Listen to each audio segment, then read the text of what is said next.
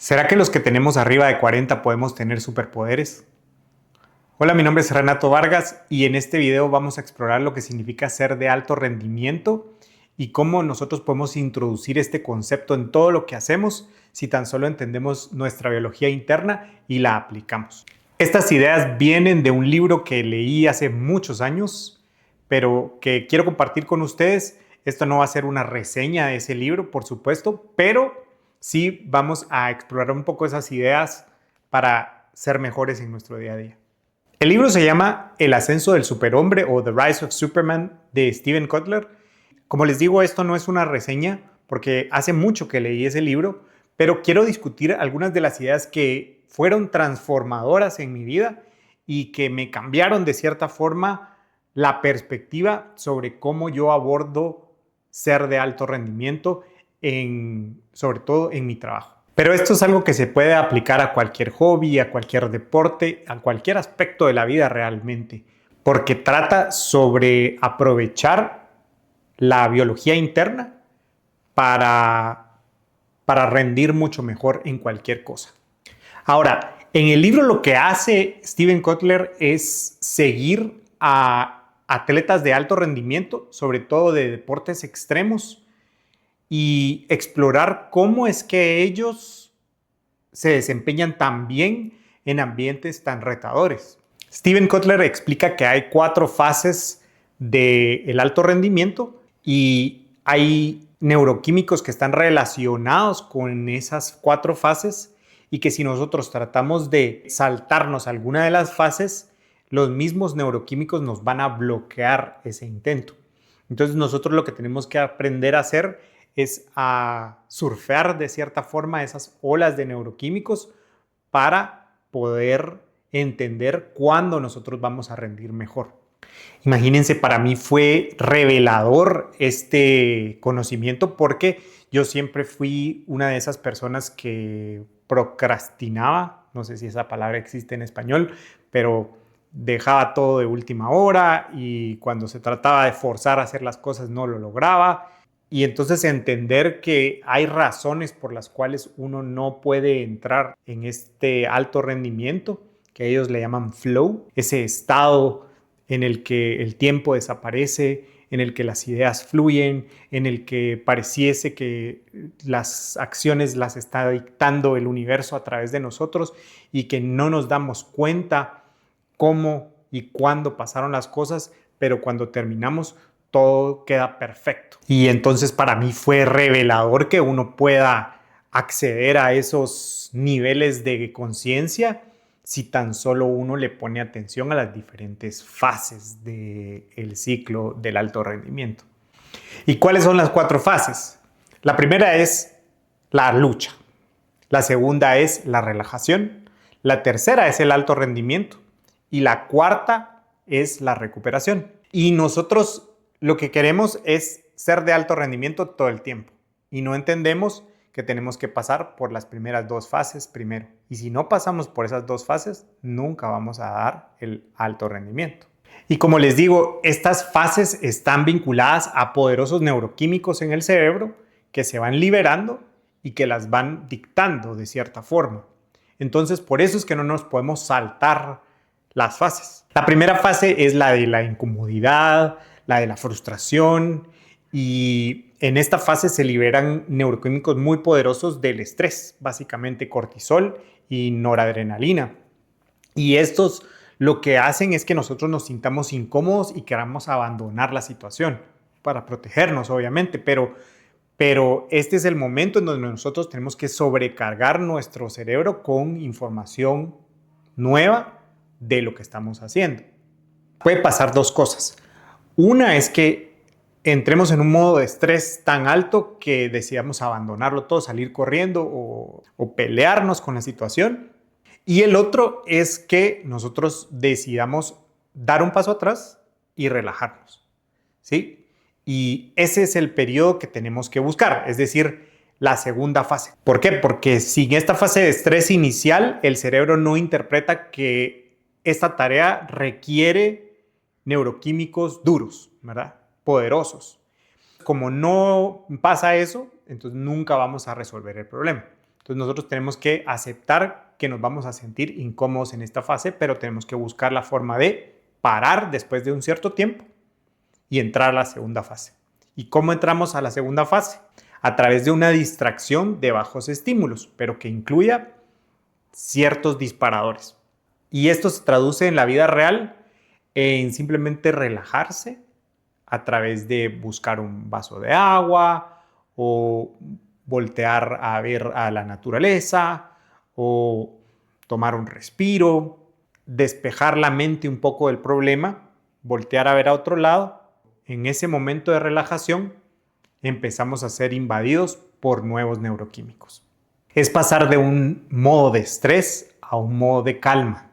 Y esta es la fase que nos saltamos siempre. Es decir, empezamos con el problema, nos tratamos de empapar del problema, nos frustramos porque no logramos encontrar la solución y nunca damos ese paso atrás que nos permite relajarnos un momento y entrar al problema de nuevo.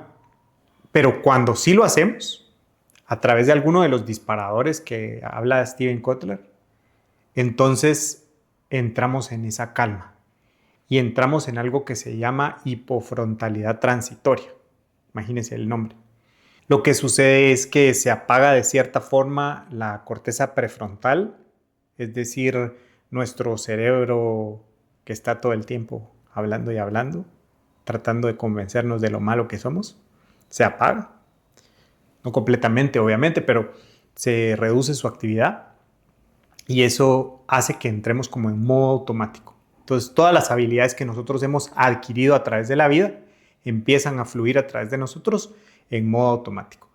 Entonces, tenemos una serie de neuroquímicos que nos hacen sentir bien, como la anandamida, como las endorfinas, como la dopamina, como la serotonina, que empiezan a fluir a través de nosotros.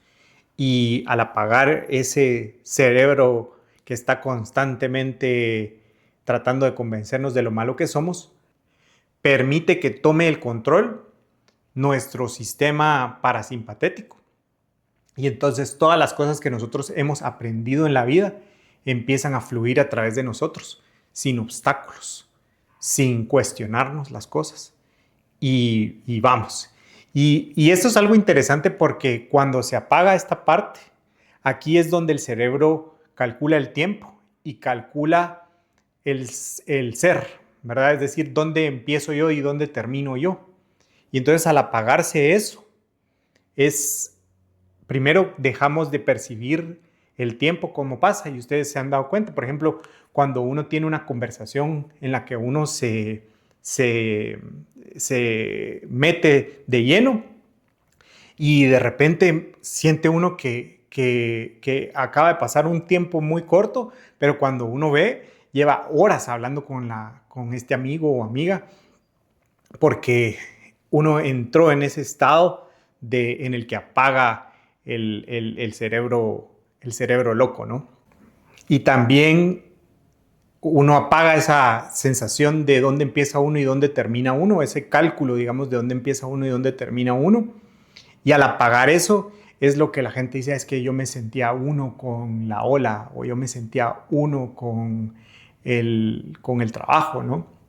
O yo me sentía uno con el universo. Y es eso, realmente, que uno deja como de existir. Y entonces la gente dice, no, es que yo siento que las ideas solo se ejecutaban a través mío y yo no tenía nada que ver, pero solo las estaba haciendo y todo salió perfecto, ¿verdad? Y eso es lo que pasa, porque esos neuroquímicos lo que hacen es apagar los obstáculos del cerebro. Pero obviamente todo esto tiene un tiempo limitado. Producir estos neuroquímicos al cuerpo le cuesta muchísimo y entonces cuando se acaban hay que entrar en una etapa de recuperación. No podemos seguir siendo de alto rendimiento para siempre. Y entonces entran la serotonina y la oxitocina y nos hacen empezar a reparar toda esta serie de neuroquímicos. Pero en este momento nosotros tenemos que separarnos del problema y dejar de hacer lo que estamos haciendo. Porque si nosotros queremos forzarnos, nos vamos a topar con que lo único que vamos a hacer es producir más cortisol y frustrarnos. Entonces, ser de alto rendimiento significa ser de alto rendimiento solo a veces. También tenemos que entender que tenemos que pasar por esa fase de lucha y por esa fase de recuperación al final para poder ser de alto rendimiento. Y entonces, para mí fue revelador esto hace, no sé, 15, 10 años, cuando leí esto, porque dije, esto lo puedo aplicar a mi trabajo, a mi vida. Y entonces yo diseñé estas sesiones de trabajo en las que yo empezaba a leer el problema de lo que estaba haciendo. Abro 20 minutos para empaparme del tema, para sobrecargar mi cerebro de información, para empezar a entender que tengo un problema que resolver. Y luego, a los 20 minutos, sin falta, paro. Y tengo que distraerme por completo, por al menos 5 minutos, pero lo que hago es que son 20 minutos también, en donde volteo a ver a un árbol o algo que no tenga mucha distracción. No el teléfono, no un canal de YouTube, no cualquier otra cosa. Tiene que ser algo que me provoque cierta paz, que aburra mi cerebro. Y en ese tiempo, de repente las ideas empiezan a fluir. Y a los 20 minutos tengo que entrar de nuevo y entonces empiezo a trabajar.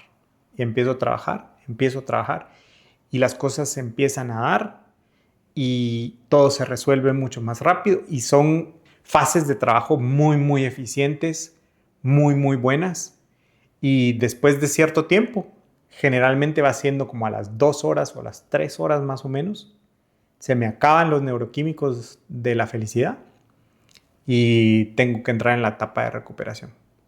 Cuando la sesión de trabajo es muy, muy buena, que pasan horas en las que hice todo muy bien, entonces quedo como drenado para el día. Y entonces en la tarde ya lo único que puedo hacer es contestar correos y hacer cosas de esa naturaleza.